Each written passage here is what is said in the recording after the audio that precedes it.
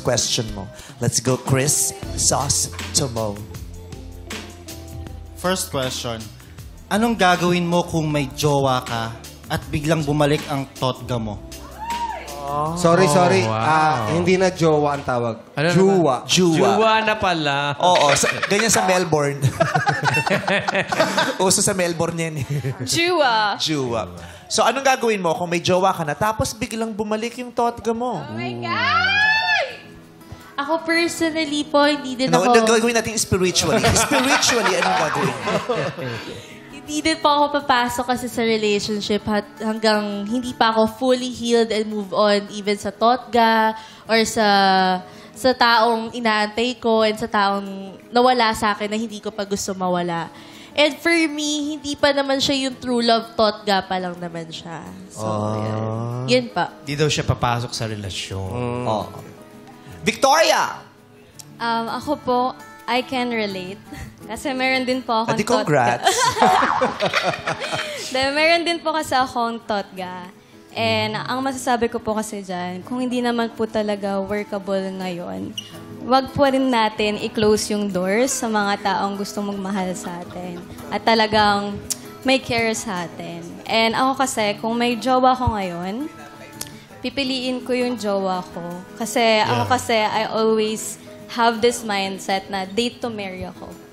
So, hindi ko siya jajowain if hindi ko nakikita yung potential niya na maging asawa ko. Kasi yung mami ko po kasi, naghiwalay sila ng dad ko, 9 years old ako. Pero nahanap ni mami ko yung greatest love niya, 50 years old. So, Paano kang date to marry? Katulad ngayon, kunyari, mapipili ka, magde-date kayo, siya na yung nakikita mong pakakasalan mo? di natin sure. Paano mo paninindigan yung date to marry mo? Nakikipag-date ka sa hindi mo talaga kakilala, di ba?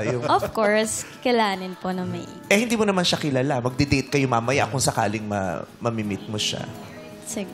Di ba pag sinabing date to marry, hindi ka makikipag-date dun sa tao kung i-date mo lang siya or pwedeng makikipag-date. Initially lang, for the initial... So pwede din pala yung makikipag-date na ako kasi handa na ako na baka anytime ito yun. Yes. Pwede din. Oo. Yes. Now I understand. Thank you so much, Victoria. Thank you po. Nikki? For me po, mas pipiliin ko po yung jowa ko ngayon, if ever. Bakit? Kasi para sa akin po, ang greatest love or totga is para sa akin, matagal na yon, past na yon. Mas pipiliin ko yung boyfriend ko na nag-stay sa akin sa up and down ng buhay ko. So... Matagal na daw. Oo, up and down. Kasi two-story yung house nila. Kaya nag-stay sa kanya sa up and down ng buhay. Up and down, two-story house yun sa kanya. Crisostomo, upon hearing the upon hearing the statements of the three ladies here, who among the three ladies would you give the green flag to? And why? Lahat sila, green flag naman. Bibigyan mo sila lahat ng green flag. Nangibabaw si 1 and 3. Pero isa lang. Naging specific siya agad.